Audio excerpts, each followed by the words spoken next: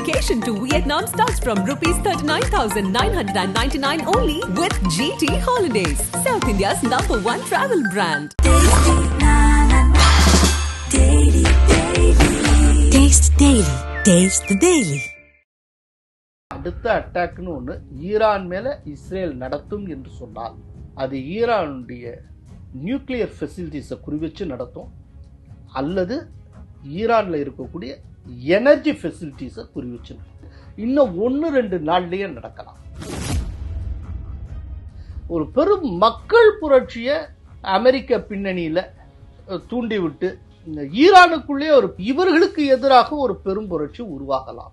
அதற்கான வாய்ப்புகள் நிறைய உள்ளன. ஏன்னா அந்த அளவுக்கான அதிருப்தி அந்த நாட்டில் இருக்கு.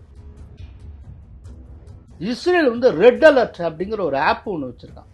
இந்த ஒவ்வொரு சாதாரண இஸ்ரேல் ஒவ்வொருத்தருடைய செல்போன்ல இந்த ஆப் இல்லாமல் இருக்காது. திடீர்னு இப்போ மோதல் வந்துருச்சு, ஹமாஸ் தாக்குதல் நடத்துறாங்க, இந்த மாதிரி ரொம்ப ஒரு அலார்மிங்கான டைம்னா உடனே சைரன் அலரும், தேசம் முழுக்க அலரும்.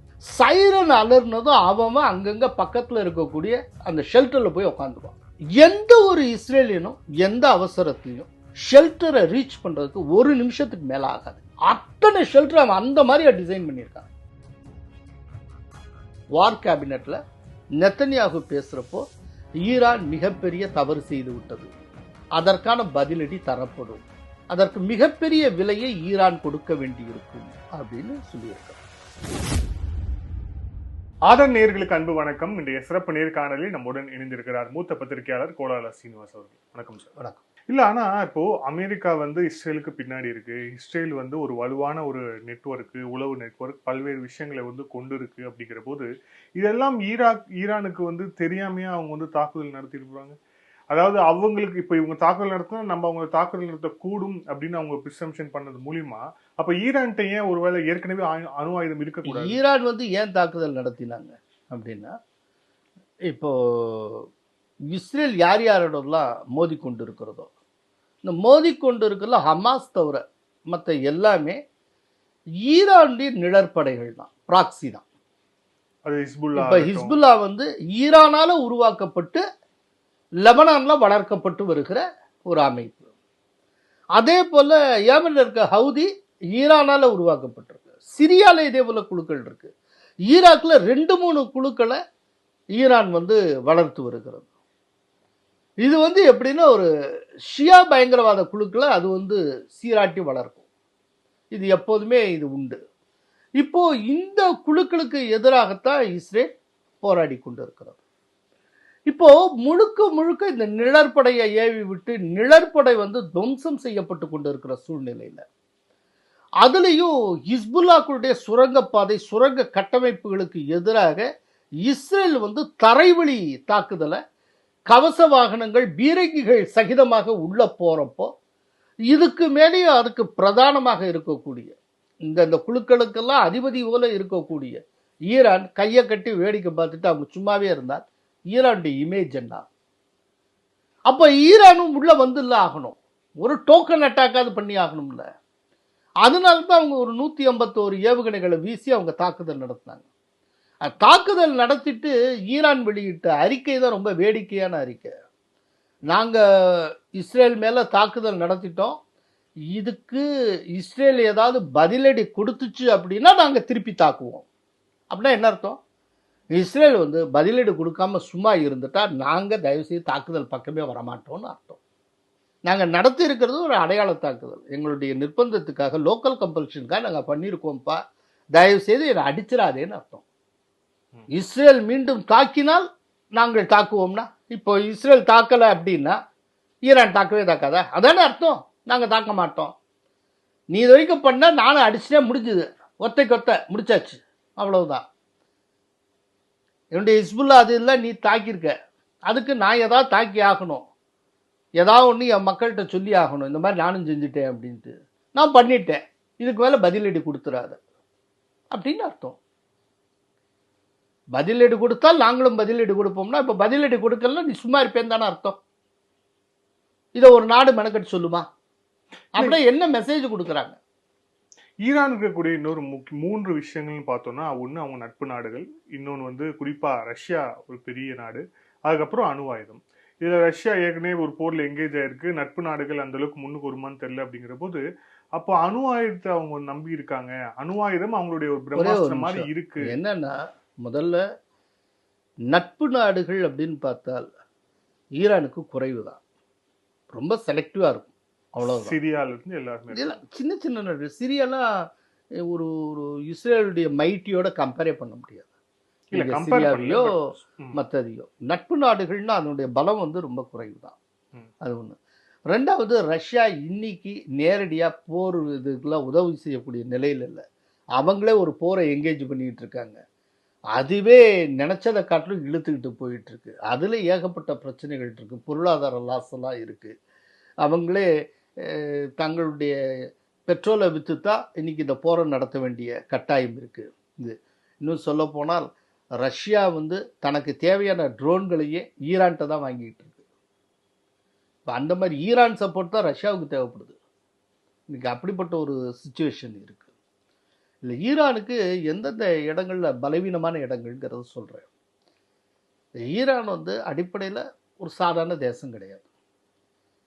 பிரமாதமாக ஏவுகணைகளை, க்ரூயிஸ் மிசைல்ஸு, பலவிதமான பேலிஸ்டிக் கண்டம் விட்டு கண்டம் பாயக்கூடிய 2500 கிலோமீட்டர் தொலைவை தாண்டி அட்டாக் பண்ணக்கூடிய அந்த ஏவுகணைகளை நிறைய தயாரித்து வச்சிருக்கக்கூடிய நாடு ஈரான். அதனால அதே போல் ட்ரோன் தயாரிப்பில் உலகத்தில் முன்னணியில் இருக்கக்கூடிய நாடு. நான் சொன்ன மாதிரி ஈரானுடைய ட்ரோன்ஸை தான் ரஷ்யாவே விலைக்கு வாங்குது. அப்படிப்பட்ட ஒரு கண்ட்ரி. ஆனால் என்ன ப்ராப்ளம் அப்படின்னா, ஈரானுக்கும் இஸ்ரேலுக்கு இடையில 1800 கிலோமீட்டர் தொலைவு இருக்கு.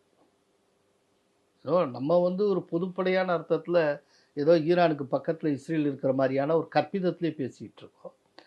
ஈரானுக்கும் இஸ்ரேலுக்கு இடையில ஒரு 1800 கிலோமீட்டர்ஸ் டிஸ்டன்ஸ் இருக்கு. அவ்வளவு தள்ளி இருக்கிற ஒரு தேசம். இதுக்கு இடையில 2-3 நாடுகள் இருக்கு. அப்படிங்கிறப்போ முதல்ல ஈரானால இஸ்ரேலுக்கு எதிராக தரைவழி தாக்குதலை ஒருபோதும் நடத்த முடியாது. இது வந்து மேஜர் மைனஸ் பாயிண்ட் ஒன்று. ரெண்டாவது, வான்வழி தாக்குதல். முதல்ல வான்வழி தாக்குதலை நடத்துகிற அளவுக்கு ஈரானுக்கு ஒரு வலிமையான ஏர்ஃபோர்ஸே கிடையாது. ரெண்டாவது, அப்படியே இது பண்ணணும்னா இடையில இருக்கிற நாடுகளுடைய வான்வழியை பயன்படுத்துவதற்கு இவங்க பெர்மிஷன் கேட்கணும். ஜோர்டான் அலோவ் பண்ணாது. ஜோர்டான் ஏற்கனவே என்னுடைய வான்வழியில் ஈரானுடைய தேவையற்ற அந்த எதுவும் கிராஸ் பண்ணக்கூடாதுன்னே சொல்லியிருக்கு. அப்படி இருந்தால் அவங்க சுட்டு வீழ்த்துவாங்க. இந்த மாதிரியான ஒரு பிரச்சனை இருக்கு. அப்போ ஈரானுக்கு இருக்கக்கூடிய ஒரே ஒரு வழி ஏவுகணைகள் விட்டு தாக்குதல் நடத்துறது தான். நீங்க ஏவுகணையை மட்டுமே வச்சு எத்தனை காலம் தாக்குதல் நடத்துவீங்க? ஒன்று. ரெண்டாவது, மற்ற எந்த ஒரு நாட்டுக்கும், இஸ்லாமிய நாடு இல்லை, மற்ற எந்த ஒரு நாட்டுக்கும் இல்லாத ஒரு சிறப்பு இஸ்ரேலுக்கு உண்டு. இஸ்ரேல் என்னன்னா, இப்போ ஈரானில் இருக்கிற மாதிரி ஆயுத தயாரிப்பு, ஆயுத கொள்முதல் எல்லாம் இருக்கு. அது தவிர இஸ்ரேலை இன்னமும் காப்பாற்றி கொண்டு இருக்கக்கூடிய மிகப்பெரிய ஒரு விஷயம் என்னன்னா, இஸ்ரேலுடைய தற்காப்பு கட்டமைப்பு, இஸ்ரேலுடைய டிஃபென்ஸ் சிஸ்டம். அவன்கிட்ட 3 விதமான டிஃபென்ஸ் சிஸ்டம் இருக்கு. ஒன்று ஐரன் டோம், இன்னொன்று டேவிட் ஸ்லிங், இன்னொன்று ஆரோ. இந்த 3 இருக்கு. இந்த ஐரன் டோம் அப்படிங்கிற ஒரு அமைப்பு, அது வந்து பேட்டரி இருக்கும், பேட்டரியில் லான்ச்சர் இருக்கும். ஒவ்வொரு லான்ச்சர்லையும் 10-15 ஏவுகணைகள் பொருத்தப்பட்டிருக்கும். இந்த மாதிரி இருக்கும்.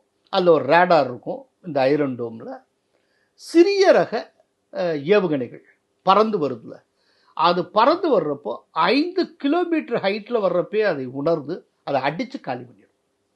அதில் எப்படின்னா, அந்த ரேடாரில் வர்றப்பவே அது வந்து இதை அட்டாக் பண்ணுறதுக்கு முன்னாடி சில வினாடிகளில் ஒரு விஷயத்தை கணிக்கும். என்னன்னா, இது மக்களிடருக்கு அதிகம் உள்ள பகுதியில் விழப்போகுதா இந்த எதிரியோட ஏவுகணை, அல்லைன்னா மக்கள் இல்லாத ஆளில்லா பகுதியில், நிலப்பகுதியிலேயோ நீர்ப்பகுதியிலேயோ விழுமா அப்படிங்கிறது கவனிக்கும். மக்கள் அதிகமாக இருக்கிற பகுதியில் விழக்கூடிய ராக்கெட்னு அதை அசஸ் பண்ணிச்சுன்னா அதை அடித்து ஒன்றும் இல்லாமல் ஆக்கிடும். அப்படி ஒருவேளை அது விழாது, அது வந்து மக்கள் யாருமே இல்லாத ஒரு நிலப்பரப்பில் தான் விழப்போகுது, இல்லாட்டி கடலில் போய் விழுந்துடும் அப்படின்னா அதுக்காக இது முயற்சி எடுக்காது, டயத்தை வேஸ்ட் பண்ணாது. ஏன்னா இதுக்காக வேஸ்ட் பண்ணால் ஒரு ஏவுகணை வேஸ்ட் ஆகிடும். இப்படி அடித்து காலி பண்ணும். இதனுடைய சக்ஸஸ் ரேட் 96%. இது ஐரன் டோம். டேவிட் ஸ்லிங், இந்த டேவிட் ஸ்லிங் அப்படிங்கிறது எப்படின்னா, நடுத்தர ஏவுகணைகள் அதை தடுக்கிறதுக்கான ஒரு பெரிய தற்காப்பு அமைப்பு.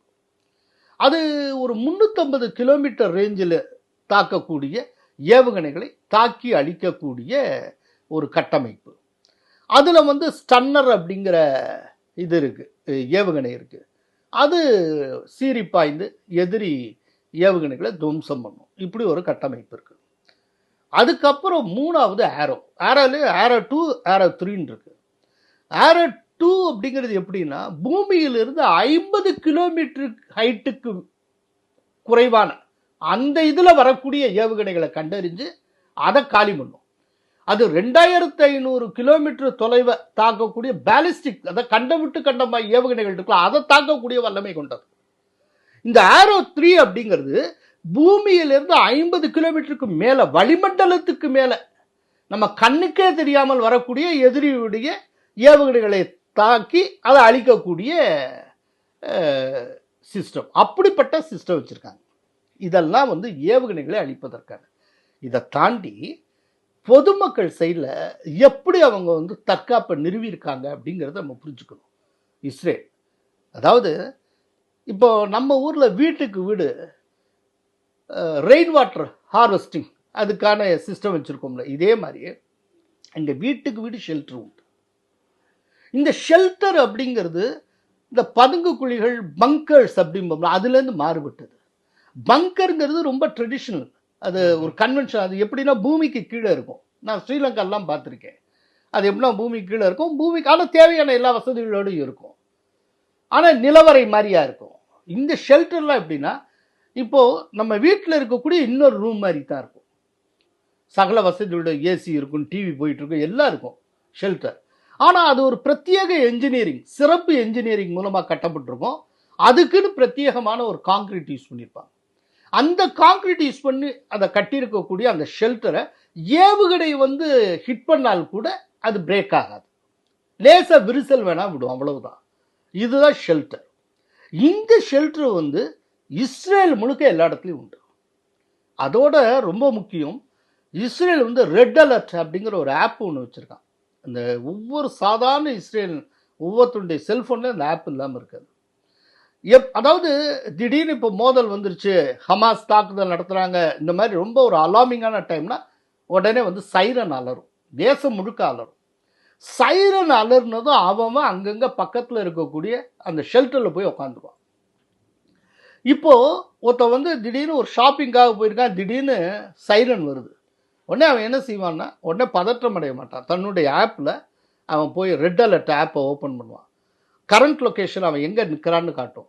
அதுக்கு பக்கத்தில் இருக்கக்கூடிய ஷெல்டர் எதுன்னு கேட்பான், உடனே அது சொல்லும்.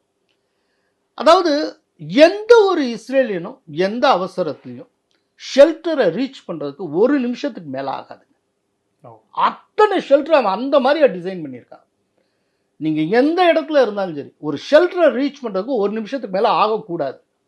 ஒரு நிமிஷத்துக்குள்ளதாக இருக்கும், மேக்ஸிமம் 30 செகண்ட்ஸில் he will reach the shelter. அந்த மாதிரி வச்சுருக்கோம். அதுக்கான ஆப்பு, அதற்கான நெட்வொர்க்கு ரொம்ப பக்காவாக இருக்குது. அதனால தான் இவ்வளோ மிகப்பெரிய மோதல்கள்லையும் மிகப்பெரிய போர்லையும் ஈடுபட்டிருக்கு எத்தனையோ தடவை இஸ்ரேல். ஆனால் இஸ்ரேல் சைடு எப்போதுமே உயிர் சேதம் ரொம்ப குறைவாக இருக்கும். ஒரு உதாரணத்துக்காக சொல்கிறேன், இப்போ வந்து ஈரான் 181 ஏவுகணைகள் கொண்டு இங்கே தாக்கினாங்கல்ல, இது போன்ற ஒரு தாக்குதலை ஈரான் மீது இஸ்ரேல் நடத்தியிருந்தால் ஈரானில் 1000 பேர் செத்து போயிருப்பான். இஸ்ரேலில் என்ன நடந்தது? ஒருத்தர் கூட சாகல. இஸ்ரேலில் இருந்த ஒரு பெரிய தேசிய நெடுஞ்சாலையில் ஒரு 8 மீட்டர் ஆழத்துக்கு பள்ளம் ஏற்பட்டது. 3 கார் சேதமடைந்தது. வெஸ்ட் பேங்க் ஏரியாவில் மேற்கு கரை பகுதியில் நடந்து போயிட்டு இருந்த ஒரு பாலஸ்தீனர் ஒரு ஏவுகணை அவர் தலையில் விழுந்து அவர் செத்து போனார். அதுக்கப்புறம் நவாட்டிம் அப்படிங்கிற ஒரு விமான தளம், அந்த விமான தளம் இஸ்ரேலுக்கு சொந்தமான அது சேதமடைஞ்சிருக்கு. ஆனால் அந்த நிறுத்தப்பட்டிருந்த எந்த ஒரு ஏர்கிராஃப்டும் போர் விமானங்களும் சேதமடையலை. ஒட்டுமொத்தமாக இஸ்ரேலுக்கு ஏற்பட்ட சேதமே இவ்வளவு. ஏன்னா அவங்களுடைய டிஃபென்ஸ் சிஸ்டம் அந்த மாதிரி. இந்த விதமான ஒரு டிஃபென்ஸ் சிஸ்டம் ஈரான்கிட்ட கிடையாது. அதனால்தான் எல்லாருமே இஸ்ரேலை தாக்குறதுக்கு முன்னால் ஒரு தயக்கத்தோடு தான் தாக்குவாங்க. இந்த தடவை ஈரான் தாக்கினதுக்கு காரணம் தன்னுடைய நாட்டில் ஜஸ்டிஃபை பண்ணணும்ல. அமைதியாக இருக்கிறத எப்படி ஜஸ்டிஃபை பண்ணுவீங்க? அவங்க நாட்டுக்கு வந்துட்டு போன ஹமாஸ் தலைவரையும் போட்டு தள்ளியிருக்காங்க. அதே போல ஈரானால வளர்க்கப்பட்ட ஷியா தலைவர் நசரல்லா எப்படின்னா அலி கொமேனிக்கு அடுத்தபடி ரொம்ப ரொம்ப ஒரு பெரிய கல்ட் ஃபாலோயிங் இருக்கக்கூடியவர், பெரிய ஸ்பிரிச்சுவல் லீடர். இவ்வளவு இது பண்ணதுக்கு அப்புறமும் ஈரான் இப்படியே கையை கட்டிக்கிட்டு இருந்தா அங்க இருக்கிற அந்த லோக்கல் பீப்புள் வந்து ஈரான் கவர்மெண்ட் எப்படி நினைப்பாங்க? இன்னொன்று இப்போ இருக்கக்கூடிய அதிபர் பெசக்னியான் வந்து ரொம்ப கவனமாக ஹேண்டில் பண்ணக்கூடியவர். அலி கொமேனி மாதிரி உணர்ச்சி வசப்படக்கூடிய ஆள், அந்த கிளர்ஜி பீப்புள் மாதிரி உடனே பாவம் போடுவோம் அதுவா அப்படின்னு எங்கேயா போட்டால் நமக்கு சிக்கல் ஆயிரும் அப்படின்னு அவருக்கு தெரியும். அவர் அடைக்கி வசிக்கணும் அப்படிங்கிறார். பேச்சுவார்த்தையின் மூலமாக கொஞ்சம் கொஞ்சமாக பேசுறதுக்கு பார்ப்போம். இதில் வந்து ஏன்னா சேதம் நமக்கு தான் அப்படிங்கிறது அவருடைய ஐடியா. திரும்ப ரிட்டேலியேட் பண்ணி அவன் வந்து அந்த அட்டாமிக் இது அந்த நியூக்ளியர் ஃபெசிலிட்டிஸில் அடித்து காலி பண்ணிட்டா என்ன பண்ணுவீங்க? திரும்ப இது போல ஒன்று உருவாக்குறதுக்கு 20-30 வருஷம் ஆயிடுங்க. ஸோ இப்போ அந்த அட்டாமிக்கு தான் வந்து முக்கியமான குறியா இருக்கும், இஸ்ரேலோட முக்கியமான குறியா. நிச்சயமா அடுத்த அட்டாக்னு ஒன்று ஈரான் மேலே இஸ்ரேல் நடத்தும் என்று சொன்னால் அது ஈரானுடைய நியூக்ளியர் ஃபெசிலிட்டிஸை குறிவச்சு நடத்தும், அல்லது ஈரானில் இருக்கக்கூடிய எனர்ஜி ஃபெசிலிட்டிஸை குறிவச்சு நடத்தும். நன்றி சார், பல்வேறு thank you sir, thank you so much. மிக்க